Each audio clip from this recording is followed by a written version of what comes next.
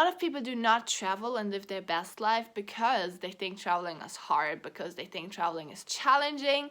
That's why I created this video with my 7 biggest challenges during 7 years of traveling, so that you know like kind of what's going on, how to deal with the challenges, and if you're actually prepared. And if you're not prepared, well, you should get prepared, because there's nothing better than living your best life, traveling the world, and really doing what you want, when you want it, wherever you want it.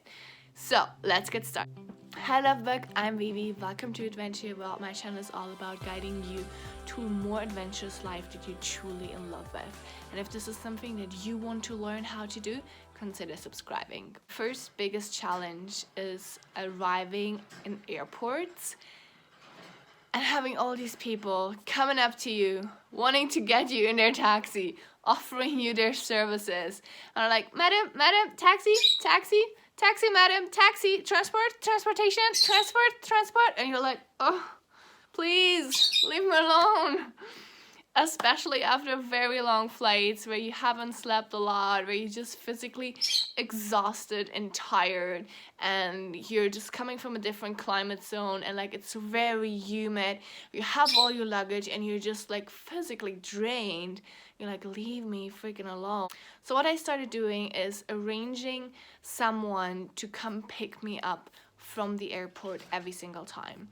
Like, I either have a friend, someone I know, someone from the hotel I'm staying, someone from the Airbnb, whatever. I make sure that there's someone who's coming, picking me up.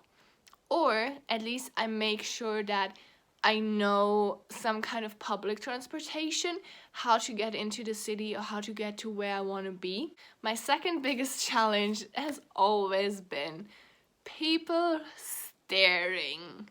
And I know we do not always look like the locals. We have a different skin color, we dress differently, we are different sizes, and I'm very tall, and most people are not very used to tall women especially, and I have a lot of people actually staring, and I know it's just out of curiosity and just because it's something different and something else, but sometimes it can be really annoying. And what I now do is I either try to ignore it, that's what I did for a while, and if not, I just start smiling at them.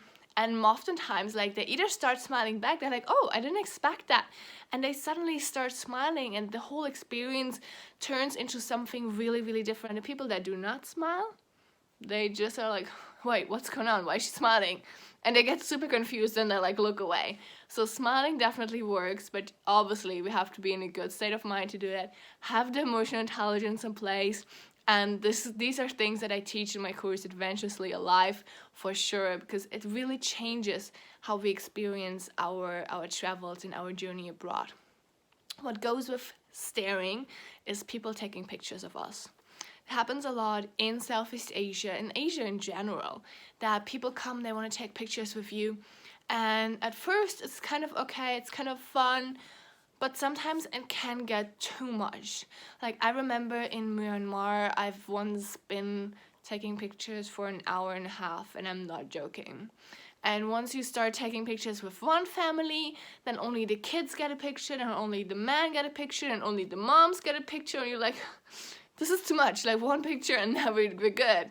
But Myanmar was this place where like everyone wanted a picture, and it's a few years back when they just kind of recently started opening up more to the world and starting allowing more tourists to come in, other than like travel groups. So it was still kind of new for people. After a while, it just started getting too much. And another weird experience that I had in India, I hiked up this mountain.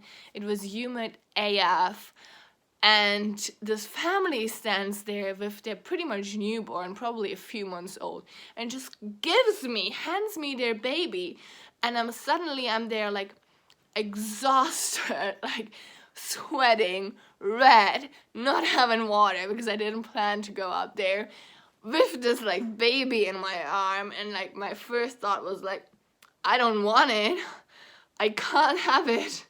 Obviously I cannot drop it because, you know, like you don't drop a baby. I mean, at least if you're a normal human being. But I'm like, what am I gonna do with this now? And I'm just standing there like staring at the baby, staring at them, and like trying to hand it back to them. I was like, what is happening? And some guys were observing this, and they come over and they wanted to take a picture of me as well, and I said no, because I was really tired and I was really sweaty and I was really red and I didn't feel comfortable taking a picture in this moment. And they're like, no, but we need a picture with you. And he just comes and like wraps his arm around me, pulls me in with his arm, like legit on my neck, pulling me on. And I'm like, what's going on? And at that moment I started getting really aggressive, because I'm like, you're really interfering in my personal space. And I know that personal space is very, very different in India than it is in like the US or in Europe. But that was just like way too much, and like kind of harming me or like causing me pain on my neck while you're trying to get a picture of me. That was like way too much. So I'm trying to be very gentle with that and trying to see if I actually want to take a picture with this person. If it's some cute girl, some kids, I always say yes. If it's some guys, it really depends. Biggest challenge number 3 is getting sick abroad. Yay, something we all love. And the challenge is you want to enjoy street food and eating whatever you want to, but also you need to like keep an eye on how it is prepared and where you eat, and that it's actually clean. I once got really, really sick in Thailand, and the problem is getting sick in some certain places, you don't really have a big variety of options where to go for a doctor or for like a medical checkup. So I ended up in Koh Phi Phi actually. It's a small island where they do not have cars, and I was so freaking sick. They had to come get me from the hospital in this little car, like where you put like babies or whatever in, was sitting in there because I legit couldn't walk. And they like dragged me pretty much from the hotel we were staying to the hospital. And it was really not a nice experience. And obviously they always overcharged. The servant wasn't great. What they did wasn't very good. And the problem is I couldn't leave the island because I was so sick. And that was the only place to be. So that's sometimes a challenge. Thank God we're not getting sick too often, and I hope you're not getting sick very often either. But if it happens, just hope that you're not by yourself and you have a travel buddy, a partner, a boyfriend, a friend, someone around that actually can help take care of you, because it makes life so much easier. Biggest challenge number 4 is communicating in languages that you do not know. And it's always fun to travel to a place where you have to talk and communicate with your hands and make things work. But the travel experience will always be deeper and nicer and more intense if you actually do speak the language. Like, I don't think I would have loved Mexico or Chile or any of the South American countries that much not speaking Spanish. It changes your experience so much. But sometimes we cannot learn all whatever how many thousands, millions languages there are. And in Bali, we were exploring the middle of the island. It started raining like crazy. We couldn't see a single thing, so we had to stop our scooters. And the only place we found was this like small hut where this lady was selling her cooked meals. And we had no idea what it was. It was for sure no chicken. My friends were like, no, this is not pork. So the only solution was, oh, it is dog. I'm not sure if it's actual dog. Everyone said it was dog because there was no other possibility. I do not want to say that I ate dog because I'm not 100% sure. But possibilities are quite high. When it came to paying, that lady didn't know numbers, so we didn't know how much to pay her. We asked her, we took our calculator out, you know, all the things that like people do. Mobile phone, like calculator, how much do we have to pay you? Trying to like point her numbers, like how much do you want? She couldn't tell us.